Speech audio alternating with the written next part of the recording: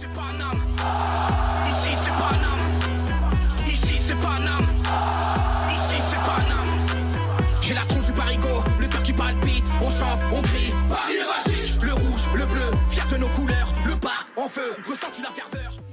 Yo, salutations mes humains, c'est OP, j'espère que vous allez bien et bienvenue sur la chaîne. On se retrouve pour l'avant-match de ce match en retard, 29e journée, FC Lorient, Paris Saint-Germain, les Merlus face à nos rouges et bleus. Match très important, oui, puisque demain soir, en cas de victoire parisienne, chose qu'on a envie justement, qu'on doit rester dans cette dynamique, mais surtout du faux pas de Monaco face à Lille, Paris pourrait être champion de France. Et c'est pas négligeable. Si on peut en finir avec le championnat pour pouvoir vraiment se concentrer à fond sur les grandes échéances qui arrivent, notamment cette demi-finale face à Dortmund, je ne dis pas non. Donc voilà. Mais avant toute chose, on s'abonne à la chaîne si ce n'est toujours pas fait. La petite clochette à côté, on clique dessus pour les notifications. Le référencement, on met son plus beau pouce bleu et on lâche son petit commentaire.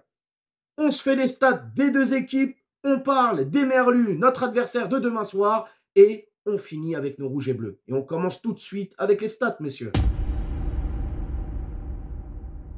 Pour ce match en retard de cette 29e journée de Ligue 1, nos rouges et bleus s'envolent direction la Bretagne pour y affronter les Merlus du FC Lorient. Coup d'envoi à 19 h au stade du Moustoir et c'est retransmis sur Prime Video.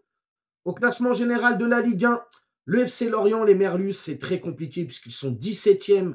Zone rouge avec 26 petits points. Quant à nous, le Paris Saint-Germain, nous sommes toujours premiers avec 66 points. Sur leurs 3 derniers matchs, chacune de leur côté en Ligue 1 pour ces deux équipes, Lorient, c'est 3 défaites d'affilée. Pour le Paris Saint-Germain, c'est tout le contraire. C'est 3 victoires d'affilée. Sur les 10 dernières confrontations, toutes compétitions confondues entre ces deux équipes, Lorient et le Paris Saint-Germain, pour Lorient, c'est un peu catastrophique puisque c'est 2 victoires, 2 nuls et 6 défaites. Pour le Paris Saint-Germain, tu l'auras compris, c'est 6 victoires, 2 nuls et 2 défaites. Dernière défaite en date de nos Parisiens en terre bretonne face à Lorient. C'était en 2021, si je ne dis pas de bêtises, et on avait perdu 3-2. Donc voilà, c'est tout pour les stats, les amis. Maintenant, on va se pencher un petit peu plus sur notre adversaire, les Merlus, le FC Lorient. Même si Lorient fait partie de ces équipes qui parfois nous ont embêtés, c'est quand même très compliqué cette saison, les gars.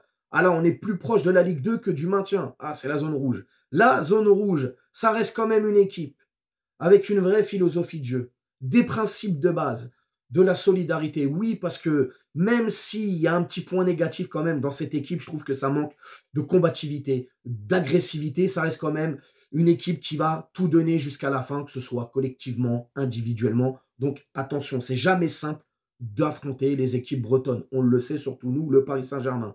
Sur le plan tactique des Lorientais, les Merlus aiment évoluer avec 3 défenseurs. Donc, 3-4-2-1. 3-4-2-1, grosse densité au milieu de terrain. C'est pas pour la rime, mais bon, tu m'as compris. Donc voilà, ça évolue en 3-4-2-1. Ça aime, dans le style de jeu, beaucoup attaquer sur le côté gauche. Ça occupe très bien la largeur du terrain.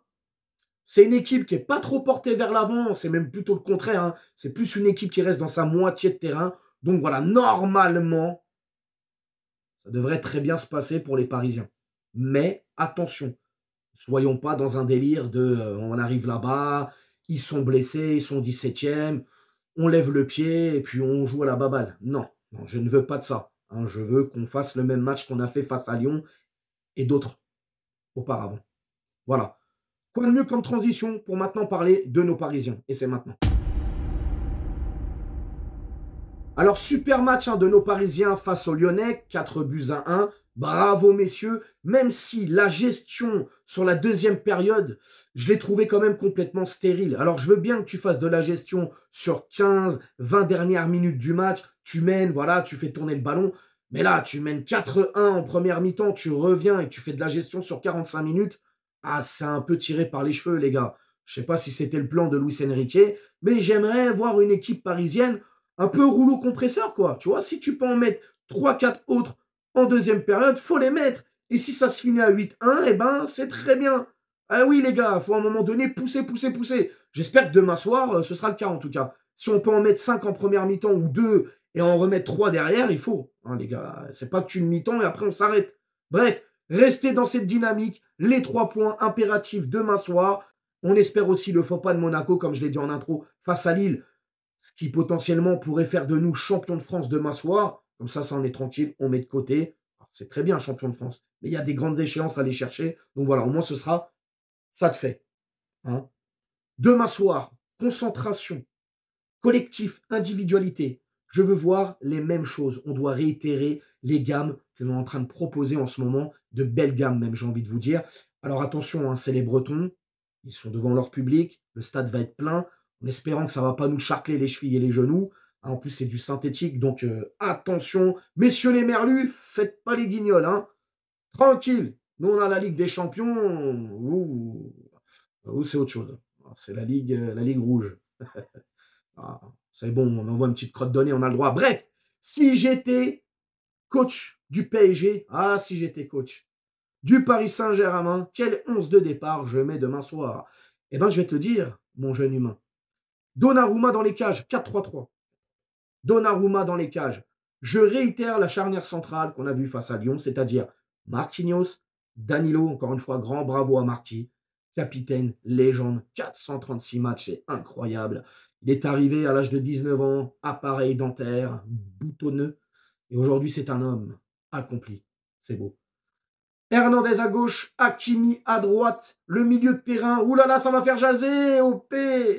Ugarte en sentinelle, Vitinha pour la patte technique, pour justement faire le métronome au milieu, le maestro, celui qui va distribuer.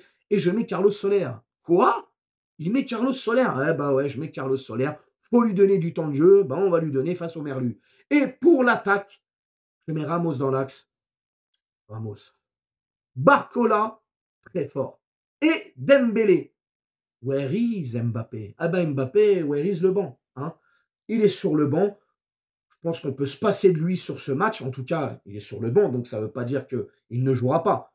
Il peut potentiellement rentrer. Mais on l'a vu face à Lyon. Il n'est pas rentré du tout et tu gagnes 4-1. Donc on peut se passer de lui. Voilà. Pour le score, les gars, je vois un 1-2. Alors, je ne vois pas de clean sheet. Je nous vois quand même prendre un but. Mais je vois la victoire parisienne. Et pour les buteurs, allez, Ramos et Barcola. Je souhaite que Barcola soit récompensé pour cet très bon match qu'il est en train de nous faire en ce moment par un petit but demain soir. Voilà, mes humains. Vous allez me dire dans les commentaires comment vous sentez ce match. Est-ce que c'est un match piège ou ça va être plutôt facile pour nos Parisiens? Alors, facile ne veut pas dire facile dans le style, voilà, on y va et c'est cool. Non, facile, tu m'as compris. On gagne et puis on domine, bien évidemment. Tu me dis tout dans les commentaires. N'hésite pas à t'abonner, partage, like. Et puis, on s'attrape, bien évidemment, demain soir pour le débrief. Prends soin de toi, mon jeune humain, ma jeune humaine. Et puis, bonne journée. Ciao.